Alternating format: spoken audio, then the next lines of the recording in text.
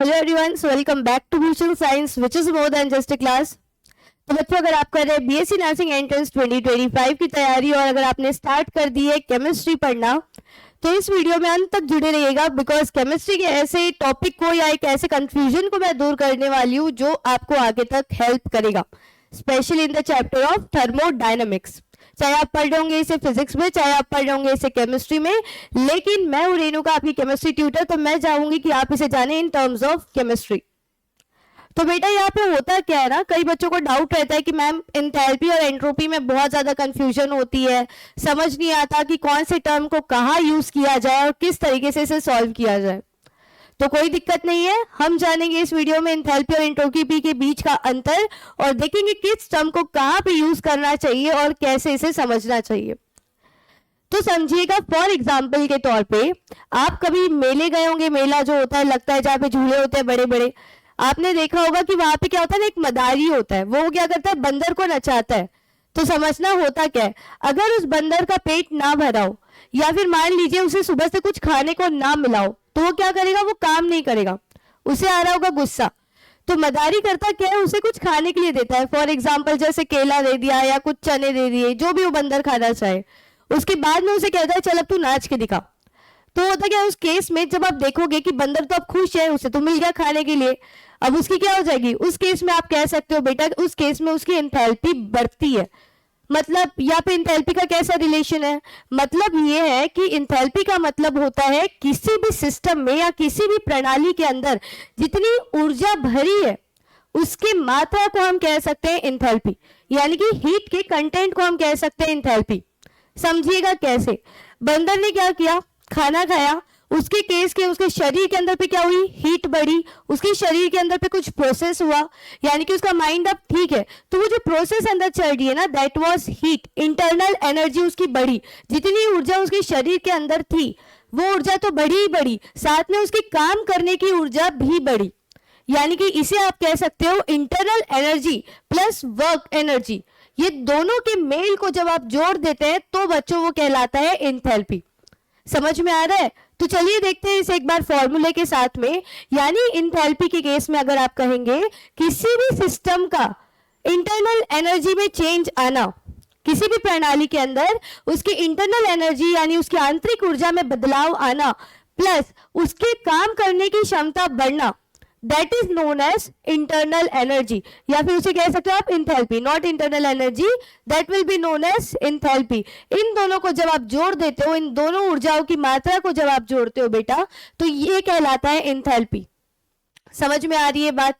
यानी उस बंदर ने जब भी खाना खाया, जैसे उसने खाना खाया वो हो गया खुश कि हाँ भाई मेरा तो पेट अब भर गया, उसकी इंटरनल एनर्जी बढ़ी, काम करने की क्षमता बढ़ी। जब ये दो चीजें बढ़ गई मतलब उसकी एंथैल्पी बढ़ गई। आई होप आपको समझ में आया होगा कि किसी भी प्रणाली के अंदर टोटल एनर्जी को मेजर करना दैट इज एंथैल्पी।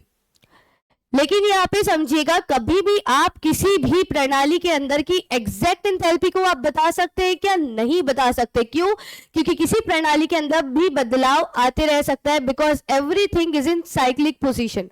हर चीज साइक्लिक जैसे चलती जाती है, हर जगह साइक्लिक जैसे होती जाती है। अगर मैं आपसे बात करूं कि क्या आप चल रहे हैं, आप तो एक जगह खड़े हैं, अटेंशन पोज में भी अगर आप खड़े होंगे तो भी धरती पे तो है, धरती तो घूम रही है ना बच्चे, तो धरती के घूमने से भी तो आपकी एनर्जी रिलेटेड है। तो यहाँ पर आप कह सकते हो कि बदलाव तो आ रहा है एंथैल्पी में, that is change in enthalpy. तो कोई भी कंपाउंड हो या किसी भी टर्म की अगर आप बात करें तो उसकी बदलाव में, उसकी एंथैल्पी के बदलाव में आप उसका टर्म बता सकते हैं, यानी आप बदलती एंथैल्पी को आप क्या कर सकते हैं, समझ सकते हैं। Exact enthalpy you can determine.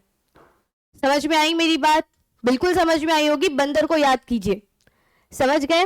So change in enthalpy equals to change in internal energy, यानी बंदर को केले खाने के बाद उसकी आंतरिक ऊर्जा में कितना बदलाव आया प्लस उसकी कार्य क्षमता कितनी बढ़ी, लेकिन एक टर्म पे कब, जब उसके ऊपर प्रेशर कौन सा था, सिर्फ और सिर्फ वायुमंडलीय प्रेशर था, यानी उसके अंदर जो दबाव है, उसके ऊपर जो प्रेशर लग रहा है दैट शुड बी कांस्टेंट। समझ गए? यानी जो प्रेशर होगा बच्चे वो क्या होगा, कांस्टेंट होगा, सिर्फ उसके आयतन में बदलाव आएगा, चेंज इन वॉल्यूम, तब आप इसे कह सकते हो दैट इज एंथैल्पी। समझ गए? ये क्या होता है बेटा, इंथैल्पी को हमेशा कुछ स्टैंडर्ड लिमिट्स में ही, आप कह सकते हो स्टैंडर्ड कंडीशन पे ही, यानी मानक परिस्थिति में आप इंथैल्पी को कैलकुलेट कर सकते हैं। मानक परिस्थितियों में ही इंथैल्पी की गणना की जा सकती है। और साथ में इसकी जो एसआई यूनिट होती है बेटा, दैट इज जूल पर मोल। समझ गए इंथैल्पी के लिए? चलिए अब आते हैं एंट्रोपी की बात करते हैं। इंथैल्पी समझ गए। अब देखिएगा इंथैल्पी की अगर मैं बात करती हूँ तो बेटा इंथैल्पी एक तरीके से एनर्जी की मात्रा है, यानी एनर्जी को किस तरीके से आपने कैलकुलेट किया, दैट इज इंथैल्पी। अब अगर मैं बात करती हूँ एंट्रोपी की, तो एंट्रोपी का मतलब क्या है? जैसे फॉर एग्जाम्पल आप अपनी मम्मी के रूम में गए, आपने देखा कि मम्मी का रूम बहुत अच्छे से क्या है, सजा हुआ है, एकदम साफ सुथरा है, ना बेड पे कोई कपड़ा है, ना अलमारी से कोई कपड़ा बाहर निकल रहा है, प्रॉपर सारी चीजें रखी हुई है एकदम मैनेज्ड वे में। मम्मियों की आदत होती है साफ सफाई की, ऑब्वियसली बात है, अच्छी बात है। सो उनका रूम एकदम से सजा हुआ है। लेकिन अगर मैं आपके रूम की बात करूं, तो अगर आप स्कूल से आते हो या कॉलेज से आते हो, आप करते क्या, अपना स्कूल का जो बैग है कहीं और फेंका है, मोजा कहीं और फेंका था, बेल्ट कहीं और है, टाई कहीं और है, सॉक्स कहीं और है। मतलब समझ रहे हो, यानी आपका रूम अगर मैं देखूं तो बहुत ज्यादा बिखरा हुआ है। और वही अगर मैं मम्मी की बात करूं, मम्मी के रूम की बात करूं, तो उनका रूम एकदम से सजा हुआ है। मतलब आपकी रूम की जो एंट्रोपी है वो ज्यादा है। समझ में आ रहा है? जितना ज्यादा बिखराव उतनी ज्यादा एंट्रोपी, और जितना कम बिखराव उतनी कम एंट्रोपी। समझिएगा, एंट्रोपी का मतलब होता है डिग्री ऑफ रैंडमनेस, कितना ज्यादा बिखराव में आपने चीजों को रखा है। मतलब जैसे समझ लीजिए, एक तरफ है बेटा आइस, यानी बर्फ, बर्फ की मैं बात कर रही हूं, जो ठंडा ठंडा होता है ना वो, एक तरफ है बर्फ, ठीक है, और एक तरफ है मान लीजिए वाटर, वाटर यानी कि पानी। अब देखो समझिएगा बात यहाँ पर, जब मैं आइस के मॉलिक्यूल्स की बात करती हूँ, यानी बर्फ के अणुओं की बात करती हूँ, तो ये क्या है, पूरा आइस जो है वो जमा हुआ है, मतलब पैक्ड है, यानी इसके जो मॉलिक्यूल्स है वो क्या होंगे बेटा, आपस में जुड़े होंगे एकदम टाइटली। तो इसकी जो एंट्रोपी होती है ना, इसकी एंट्रोपी होती है कम। क्या होगी? इसकी एंट्रोपी होगी कम। क्यों? क्योंकि मॉलिक्यूल्स इधर उधर नहीं बिखरे हैं, बस आपस में जुड़े हैं। और वही अगर मैं वाटर की बात करती हूँ तो इसकी एंट्रोपी क्या होगी, ज्यादा होगी। क्यों ज्यादा होगी भाई? इसके जो मॉलिक्यूल्स है सिर्फ ऐसे दूर दूर खड़े हैं, बहुत दूर है, भले ही जुड़े होंगे हाथ पकड़ के, लेकिन दूर है।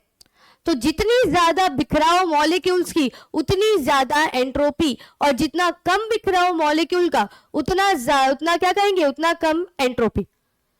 तो entropy is all about degree of randomness. जितना ज्यादा बिखेरोगे चीजों को उतनी ज्यादा एंट्रोपी होगी, और जितना कम बिखेरोगे उतनी कम एंट्रोपी होगी। तो इसके हिसाब से देखते हैं एंट्रोपी के लिए। एंट्रोपी का जो फॉर्मूला होता है that is del S is equal to del Q by T, यानी टेम्परेचर के साथ में कितनी हीट आप जमा कर रहे हैं या कितनी हीट उस प्रणाली के अंदर है, that is known as entropy. तो ये टेम्परेचर पर निर्भर करती है। हाँ जी, बिल्कुल निर्भर करती है। जैसे जैसे आप टेम्परेचर बढ़ाएंगे वैसे वैसे आपको एंट्रोपी के बारे में समझ में आएगा। और जब मैं बात करती हूँ एंट्रोपी के किसकी, एसआई यूनिट की, तो ये होता है बेटा जूल पर केल्विन। समझ गए? क्योंकि हीट को आप किस में मेजर करते हैं, जूल में, और टेम्परेचर को किस में मेजर करते हैं, केल्विन में। तो इस तरीके से जूल पर केल्विन। तो आई होप आपको एंथैल्पी एंड एंट्रोपी के बीच में डिफरेंस समझ में आया होगा। एक जगह जब एंथैल्पी की बात करूं तो बंदर को याद रखिएगा, और जब एंट्रोपी की बात करूं तो अपने और अपनी मम्मी के रूम को नापिएगा, दोनों में कंपैरिजन कीजिएगा। इसी तरीके से एंथैल्पी और एंट्रोपी को समझिएगा, क्योंकि बहुत इंपॉर्टेंट है। आई होप कि आपको क्लियरली समझ में आया होगा।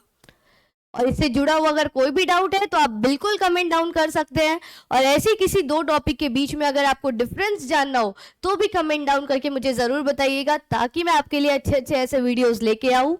और अगर आपको ये वीडियो पसंद आया होगा और इसी तरीके से अलग अलग वीडियो अगर आपको देखने होंगे तो जुड़े रहिएगा भूषण साइंस प्लस से, विच is more than just a class. तब तक के लिए अपना ध्यान रखिएगा। All the best.